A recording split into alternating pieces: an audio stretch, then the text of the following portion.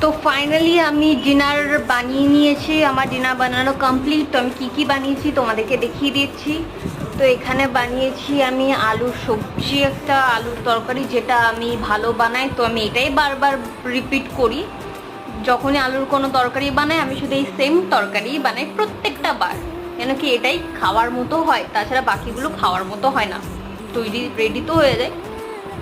আর তার সাথে আমি ভাবলাম যে আমি আজকে রুটি করবো, কিন্তু রুটি না বানিয়ে আমার কি মনে হলো যে আমি হুট করে লুচি বানিয়ে ফেললাম। তো এই হচ্ছে আমার প্লেট।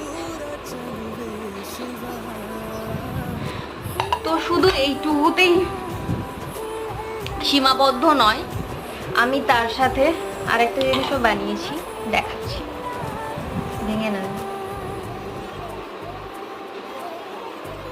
সুজি।